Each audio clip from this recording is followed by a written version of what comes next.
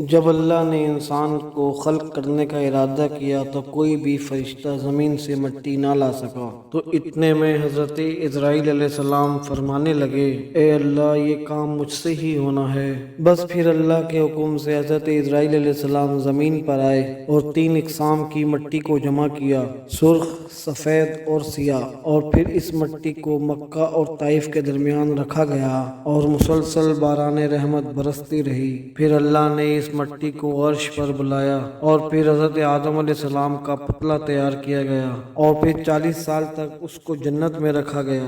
ہر فرشتہ اس مجسمے کو دیکھتا اور کہتا، یہ مٹی سے بنا ہوا پتلا کیسے چلے گا، کیسے بات کرے گا؟ اللہ نے 40 سال تک اس نشانی کو قائم رکھا اور پھر ایک دن جنت کے تمام فرشتوں کو حکم دیا کہ آج میں اس میں اپنی روح ڈالوں گا، اور جب ایسا ہو تو تمام فرشتے اس آدم کو سجدہ کر دینا۔ سب فرشتے اس حیرت سے اس پتلے کو دیکھ ہی رہے تھے۔ بس پھر اللہ نے اس مٹی کے مجسمے میں روح ڈالی اور پھر حضرت آدم علیہ السلام نے چھینک ماری اور پھر تمام فرشتے سجدے میں گر کر اللہ کی تعریف کرنے لگے سوائے ابلیس کے، اور وہ تکبر اور حسد کر بیٹھا۔ تو پھر اللہ نے اس کو اپنی دربار سے نکال دیا، اور پھر اللہ تبارک و تعالی نے حضرت آدم سے بی بی حوا کو پیدا کیا، اور پھر ان کی گئی غلطی کے سبب ان کو زمین پر بھیج دیا گیا، اور پھر یہ حکم نافذ کیا کہ جنت میں وہی آئے گا کہ وہ جو ثابت کرے گا کہ وہ نیک اور پرہیزگار ہے۔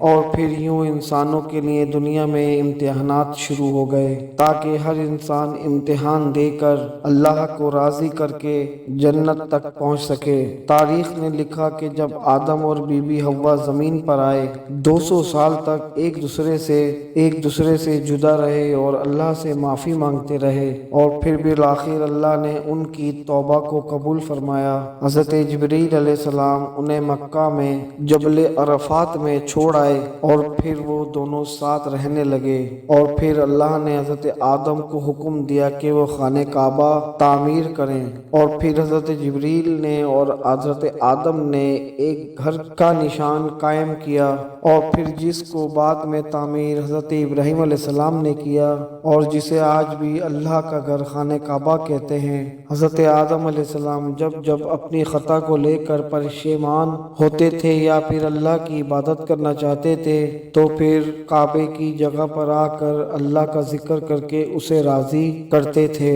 حضرت آدم علیہ السلام نے 960 برس کی زندگی پائی، جبکہ حضرت آدم علیہ السلام کی زندگی 1000 سال کی تھی، کیونکہ جب حضرت آدم علیہ السلام جنت میں تھے تو اللہ تعالیٰ نے حضرت آدم علیہ السلام کو ان کی تمام جن کو نبوت ملنی تھی ان کا نام بتا دیا گیا، اور ان کی شخصیت اور ان کی عمر بھی حضرت آدم علیہ السلام کو واضح کر دی۔ آپ نے جب حضرت داؤد علیہ السلام کی عمر کو 60 سال تک دیکھا تو اللہ سے کہنے لگے کہ اے اللہ، میری عمر کے 40 سال میرے پوتے داؤد کو دے دے، تو یوں آپ کی دعا قبول ہو گئی۔ اللہ نے حضرت آدم علیہ السلام کو 2 فرزند عطا کیے، حابیل اور قابیل، لیکن شیطان کے وسوسے، حسد اور نفرت نے جب قابیل سے ہاتھوں سے حابیل کو قتل کیا تو پھر حضرت آدم علیہ السلام اندر سے ٹوٹ گئے اور پھر بار بار اللہ کی دربار میں دعا مانگنے لگے۔ تو پھر ایک دن اللہ نے جبریل کو حضرت آدم علیہ السلام کے پاس بھیجا اور فرمایا کہ اے آدم، اللہ تمہیں ایک ایسا بیٹا دینے والا ہے کہ جس کی نسل سے انبیاء اور اولیاء زمین تک پہنچیں گے، اس کا نام شیز رکھنا۔ شیز کا مطلب ہے اللہ کا عطا کیا گیا تحفہ۔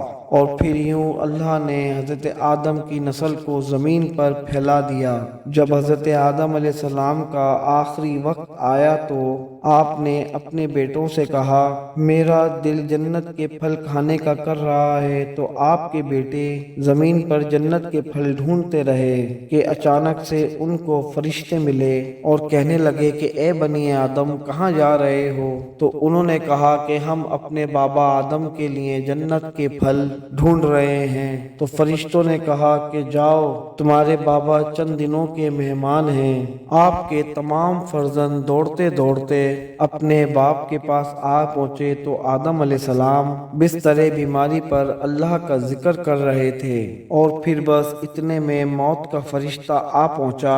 जैसे ही बीबी हव्वा ने मौत के फरिश्ते को देखा तो हजरत आदम से लिपट गईं और कहा कि मैं अपने शौहर को अपने से जुदा नहीं करूंगी। अल्लाह के नबी आदम अलैहिस्सलाम ने फरमाया, ए बीबी हव्वा, मुझसे दूर हट जा।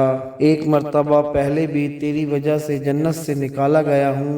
आज अल्लाह और उसके फरिश्ते के दरमियान तू हाइल मत हो। फिर आप उन फरिश्तों से मुखातिब होकर कहने लगे, ए फरिश्ता मौत, क्या भूल तो नहीं गए? मैंने अल्लाह से सुना था कि मेरी उम्र 1000 साल है और अभी तो मुझे 960 साल हुए हैं। तो मलकुल मौत ने कहा कि ए अल्लाह के नबी, आदम ने खुद ही फरमाया था कि आपकी जिंदगी के 40 साल मेरे पोते दाऊद अलैहिस्सलाम को दे दें। बस हज़रत आदम अलैहिस्सलाम की रूह को कब्ज़ किया गया, आपको गुस्ल फरिश्तों ने दिया और जन्नत की खुशबू आपके जिस्म मुबारक को लगाई गई। फिर आपकी नमाज जनाजा फरिश्तों ने हज़रत जिब्राइल अलैहिस्सलाम के पीछे अदा की और फिर ज़मीन को खोद कर आपकी तकफीन की और तमाम इंसानों के नज़दीक अल्लाह का ये हुक्म नाफिज किया कि जब भी किसी का इंतकाल हो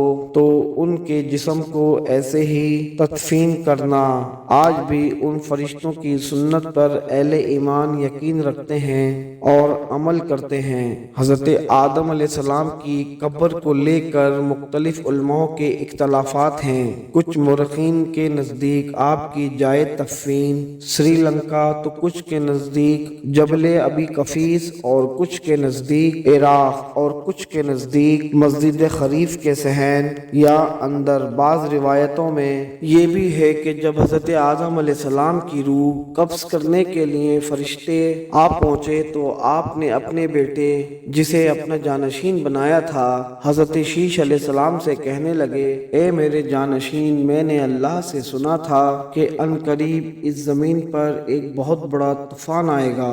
अगर तुम उस वक्त तक मौजूद रहो तो मेरे जिस्म को उस कश्ती नूह में सवार करना जो निजात का वसीला है, और अगर तुम उस वक्त तक ना पहुँचो तो अपनी औलाद से वसीयत करना कि मेरे जिस्म को कश्ती नूह में सवार करें। तारीख ने लिखा कि जब तूफान नूह आया तो हज़रत नूह अलैहिस्सलाम ने अपनी कश्ती में हज़रत आदम और बीवी हव्वा के जिस्म मुबारक को अपनी कश्ती में सवार किया और बैतुल मुक़द्दस यानी इराक में उस जगह पर तदफीन किया जहां उन्होंने अपनी ही कब्र बनाई थी, और बीच में एक कब्र खोद कर अपनी तहरीर छोड़ दी। और जब इमाम अली अलैहिस्सलाम ने शहादत पाई तो उन्होंने भी वसीयत की कि मेरे जनाजे को ऊंट पर रख के हसन और हुसैन पीछे चलते रहना।